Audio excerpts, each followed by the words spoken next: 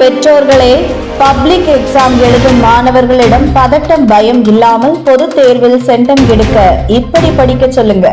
10ஆம் மற்றும் 12ஆம் வகுப்பு பொதுத் தேர்வுகள் மாணவர்களின் எதிர்காலத்திற்கு முக்கியமான ஒரு கட்டமாக உள்ளது. இந்த தேர்வுகளில் சிறப்பாக செயல்பட மாணவர்களும் பெற்றோர்களும் சில அம்சங்களை கவனத்தில் கொள்ளலாம். வல்லுநர்கள் பரிந்துரைக்கும் முக்கியமான ஆலோசனைகள் பற்றி பார்ப்போம். முதலில் மாணவர்கள் ஒரு சிறந்த பயிற்சி அட்டவணை அமைத்து அதை பற்றிய உறுதியுடன் இருந்தால் தேர்வுகளுக்கு தயாராகும் போது எந்தவிதமான பதட்டமும் இருக்காது.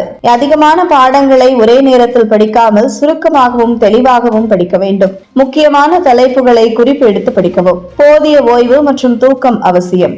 தினமும் 6 முதல் 8 மணி நேரம் உறங்குதல் உடல் மற்றும் மனதை புத்துணர்ச்சியாக வைத்திருக்கும்.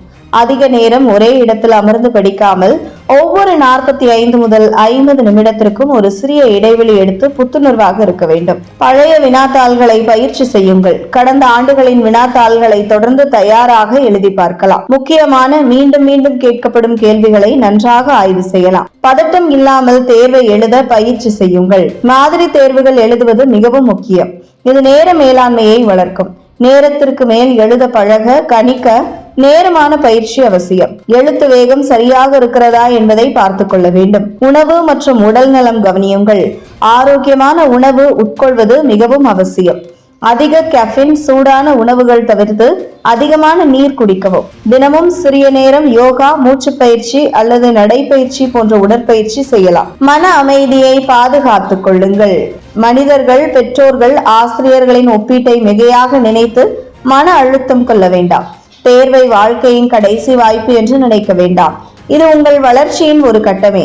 தோல்வியால் பயப்பட வேண்டாம். நல்ல முயற்சி செய்தால் நிச்சயம் வெற்றி பெறலாம். பெற்றோர்கள் குழந்தைகளிடம் அதிக அழுத்தம் கொடுக்காமல் குழந்தைகளுக்கு உற்சாகம் அளிக்க வேண்டும். குழந்தைகள் பதட்டமடையாமல் தேர்வை எழுதிய பிறகு அழுத்தம் குறைந்த சூழ்நிலையை உருவாக்க வேண்டும். அதிகமா வேலை சுமையை குழந்தைகளுக்கு கொடுக்காமல் அவர்களின் உழைப்பை பாராட்ட வேண்டும். குழந்தைகளின் உணவிலும் உறக்கத்திலும் கவனம் செலுத்த வேண்டும். தேர்விற்கு முன் போதிய உறக்கம் மற்றும் ஆரோக்கியமான உணவு குழந்தைகளுக்கு மிக அவசியம். அதிக நேரம் படிப்பதற்கு தூக்கத்தை குறைக்க வேண்டாம். மற்றவர்களுடன் இவர்களை ஒப்பிட வேண்டாம். அவனை பார், அவள் பார், எவ்வளவு மார்க் வாங்குகிறாள் என ஒப்பீட்டு மனப்பான்மையை தவிர்க்க வேண்டும். மாணவர்கள் தங்கள் பண்ணக்கூடியதை மட்டும் செய்ய வாய்ப்பளிக்க வேண்டும். நேர்மறை வார்த்தைகள் மட்டும் பேசுங்கள். நீ கண்டிப்பா பாஸ் ஆகுவாய், நீ இவ்வளவு முயற்சி செய்திருக்க, நிச்சயம் நல்ல மார்க் வரும் போன்ற உற்சாகமான வார்த்தைகளை சொல்ல வேண்டும். குழந்தைகளின் முயற்சியையே பாராட்டுங்கள். தேர்வுக்கு பின் எந்த முடிவாக இருந்தாலும் அவர்களுக்கு ஆதரவு கொடுங்கள். தேர்வில் எதிர்பார்த்த மதிப்பெண் வராமல் இருந்தாலும் குழந்தையை திட்ட வேண்டாம். உன்னால் முடியும் என்ற நம்பிக்கையை விதைக்க வேண்டும். மாணவர்கள் பதட்டமில்லாமல் படிக்கவும் எழுதவும் சில முக்கியமான வழிகள். பயிற்சி அட்டவணையை சரியாக வைத்துக் கொள்ளுங்கள். தினமும் 6 முதல் 8 மணி நேரம் படிக்க வேண்டும். பயிற்சி தேர்வுகள் எழுதி பழகுங்கள். உங்கள் நேரத்தை நிர்வகிக்கவும். எளிமையான குறிப்பு எடுத்து படிக்கவும். தினமும் 5 முதல் 10 நிமிடம் மூச்சு பயிற்சி செய்யுங்கள். இதனால் பதற்றம் குறையும். உற்சாகமாக இருங்கள். முன்னேற்றத்தை மனதிற்குள் உறுதி செய்யுங்கள்.